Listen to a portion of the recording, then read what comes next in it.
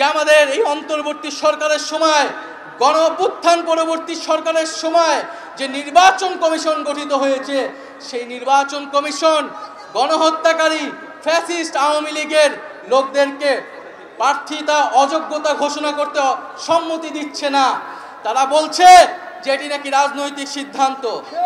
নির্বাচন সংস্কার কমিশন সুস্পষ্টভাবে সুপারিশ করেছে, যারা গণহত্যা করেছে, যারা লুটপাট করেছে, যারা ফ্যাসিস্ট আওয়ামী লীগের সাথে জড়িত ছিল, তারা কোনোভাবে আগামী নির্বাচনে অংশগ্রহণ করতে পারবে না।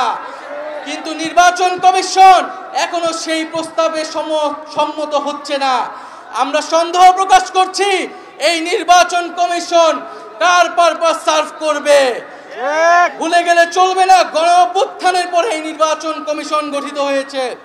আমরা দুঃখের সাথে দেখতে পাচ্ছি বিভিন্ন মিডিয়ায় সাংবাদিকরা প্রশ্ন করছে, সারা প্রশ্ন করার সাহস পাচ্ছে যে শেখ হাসিনা কি গণহত্যাকারী, সেটা কি প্রমাণিত হয়েছে কি প্রমাণিত হয় নাই। সেই সব সাংবাদিকদের উদ্দেশ্যে বলতে চাই, আপনারা সাংবাদিক নন, আপনারা ফ্যাসিস্ট আওয়ামী লীগের দোসর।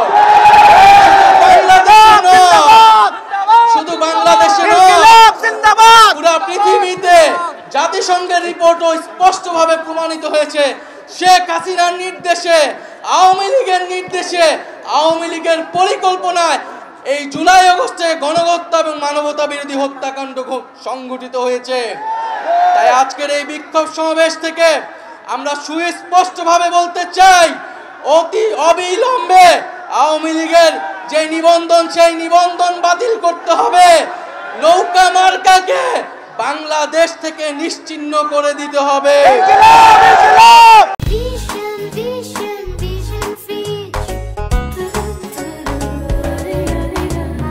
এবং বিচার চাই। আওয়ামী লীগের ঠিকানা এই বাংলায় হবে না, এই আওয়ামী লীগের ঠিকানা এই বাংলায় হবে না, এই বাংলায় হবে না, আওয়ামী লীগের ঠিকানা। এবং বিচার চলাকালীন পর্যন্ত আওয়ামী লীগের সাংগঠনিক এবং রাজনৈতিক কর্মকাণ্ড আইন করে নিষিদ্ধ ঘোষণা করতে হবে। প্রিয় বন্ধুগণ, আমরা জুলাই ঘোষণাপত্রের কথা বলেছিলাম, জুলাইকে সাংবিধানিক স্বীকৃতি দেওয়ার কথা বলেছিলাম, কিন্তু বিভিন্ন ষড়যন্ত্রের কারণে সেই জুলাই ঘোষণাপত্র এখনো আসছে না।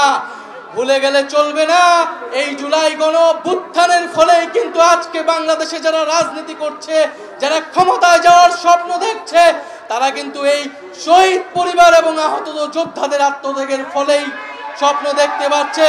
ফলে অবিলম্বে এই জুলাই ঘোষণাপত্র দিতে হবে। এবং আমরা যে জুলাই সনদের কথা বলছি, যে মৌলিক সংস্কারের ভিত্তিতে রাষ্ট্র কাঠামোর আমূল পরিবর্তন, শাসন ব্যবস্থার আমূল পরিবর্তন করে রাজনৈতিক ঐক্যমত্যের ভিত্তিতে মৌলিক সংস্কারের উদ্দেশ্যে জুলাই সনদ কার্যকর করতে হবে এবং জুলাই সনদে সুস্পষ্টভাবে আওয়ামী লীগ নিষিদ্ধের কথাটি থাকতে হবে। প্রিয় বন্ধুগণ, আমরা একটি নতুন সংবিধানের কথা বলছি। সেই নতুন সংবিধানের জন্য আগামী নির্বাচন, আইনসভা এবং গণপরিষদ নির্বাচন একত্রে অনুষ্ঠিত করতে হবে এবং দ্রুত সময়ের মধ্যে শহীদ পরিবার এবং আহত যোদ্ধাদের দায়িত্ব নিতে হবে রাষ্ট্র এবং সরকারকে, এবং তাদের মানবিক মর্যাদা, নাগরিক মর্যাদা নিশ্চিত করতে হবে।